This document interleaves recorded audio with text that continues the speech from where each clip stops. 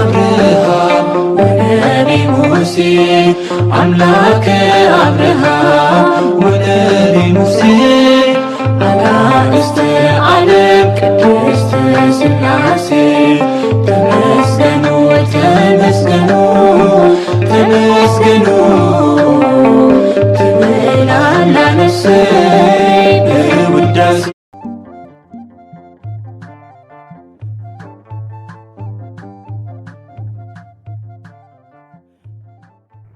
በስመ ሥላሴ በስመ አብ ወወልድ ወመንፈስ ቅዱስ አሐዱ አምላክ አሜን።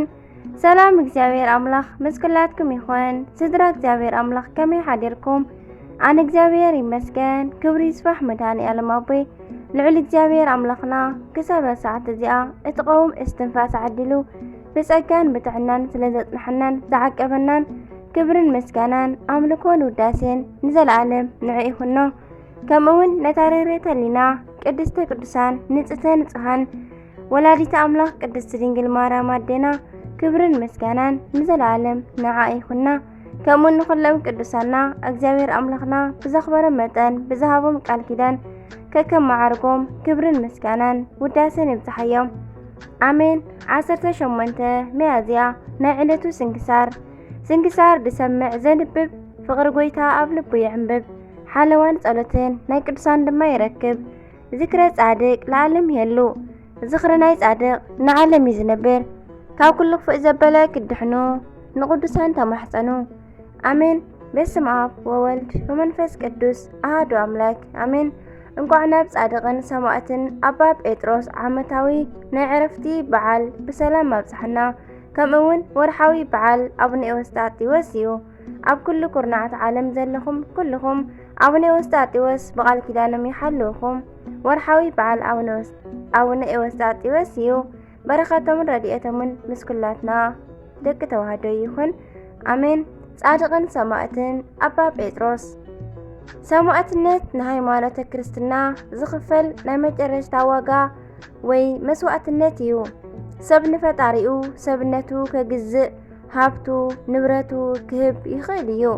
ካብ ውህበት ኩሉ እቲ ዝዓበየ ውህበት ግን ርእስኻ ይሕሊፍካ ምሃብ እዩ። ርእስኻ ምሃብ ኣብ ሓዳር ኮነ ኣብ ውሽጢ ምናኔ ኮንካ ዝከኣል እዩ። ናይ መጨረሻ ደረጃኡ ግን ሰማዕትነት እዩ። ኣማን መነኑ ሰማዕት ተኣማነ ዘዓለም ወተኣገሱ ሞተ መረረ በእንተ መንግስተ ሰማያት ከም ዝብል ቅዱስ ኤፍሬም ሰሪያዊ ኣብ ውዳሴ ማርያም ናይ ሐሙስ። ሰማዕትነት ማለት መሪር ሞት ስለ ፍቅሪ እግዚአብሔር ኢልካ ምዕጋስ እዩ። ቅዱስ ኣባ ጴጥሮስ ድማ ካብ ናይ ዘመነ ሰማዕታት ፍጥረታት ሓደ እዩ። ኣብዚ ናይ መከራ ዘመን 300 ክፍለ ዘመን ግብፅን ሶርያን ኣብ ውሽጢ ብዙሕ መከራ ከለዋ ብዙሓት ቅዱሳን ተሰዊኦም እዮም። ብፍላይ ድማ ኣብ ግብፂ ብዙሓት ንጹሃን ኣቦታትን ቅዱሳት ኣንስትን መከራ ተዓጊሶም ንኽብሪ እግዚአብሔር በቂዖም እዮም። ሓደ ካብዚኦም ድማ ዝኾነ ድማ ኣባ ጴጥሮስ ገና ካብ ንእስነቱ ጣዕሚ ክርስትና ዝተምሃረ ካብ እትዕብዮ ዝነበረት ሓትንኡ እዩ። ብፍጹም ልቡ ዝፈትዎ ሓውን ብጻይን ነበረ እሞ ስሙ ድማ ኣባ ቡሶይ ይበሃል። ክልቲኦም ብጽቡቕ ምግባር ተኾትኪቶም ንዓለም ንዒቖም በረኻ ኣትዮም ብጾምን ጸሎትን ተወሲኖም ብዙሕ ግዜ ነበሩ። ኣብ ዘመነ መከራ ድማ ንክርስቶስ ስለ ዘምልኹ ጥራሕ ተኻሲሶም ተኣሰሩን ተሃረሙን ተሰቃዩን። ዘጨንቕ ስቃይ ድማ ብትዕግስቲ ይሕለፉ። ኣብ ፍጻሜ ድማ ኣባ ጴጥሮስ ኣብዛ ዕለት ተሰዊኡ ንናይ ክብሪ በዓል ቤት ኣኽሊል ተቐበለ በቕዐ። ብጻይን ሓውን ቅዱስ ቡሰይ ድማ ብኽብሪ ገኒዙ ቀበሮ። በረኸት ቅዱሳኑ ይኽፈለና እግዚአብሔር ኣምላኽና። በረኸቶምን ጸሎቶምን ናይ ኣቡነ ሰማዕትን ሐዋርያን ቅዱስ ጴጥሮስ ይሕደረና አሜን። ሚያዝያ 18 ዝኽበሩ ዓመታዊ ናይ ቅዱሳን በዓላት ቅዱስ ኣውሳብዮስ ሰማዕት፣ ኣባ ጴጥሮስ ሰማዕት፣ ሰማዕታተ ጠርሴስ።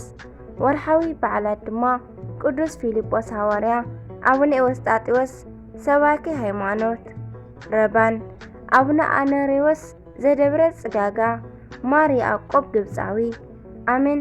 ስንክሳር ድሰምዕ ዘንብብ ፍቅር ጎይታ ኣብ ልቡ ይዕንብብ ሓለዋን ጸሎትን ናይ ቅዱሳን ድማ ይረክብ ዝክሪ ጻድቅ ለዓለም የሉ ዝኽሪ ናይ ጻድቅ ንዓለም እዩ ዝነብር ኣሜን ካብ ኩሉ ክፉእ ዘበለ ክድሕኑ ንቅዱሳን ተማሕፀኑ ኣሜን ናይ ቅዱሳንና በረኸት እግዚአብሔር ኣምላኽና ይኽፈለና ዝወደቐ ዝነጠበ ቃል ኮነ ዜማ ፊደል በአፈ ቅዱሳን ትጓን መላእክት ተዓርምልኝ ወስብሐት ለእግዚአብሔር ወለወላዲቱ ድንግል ወለመስቀሉ ክቡር አሜን አሜን ለይኩን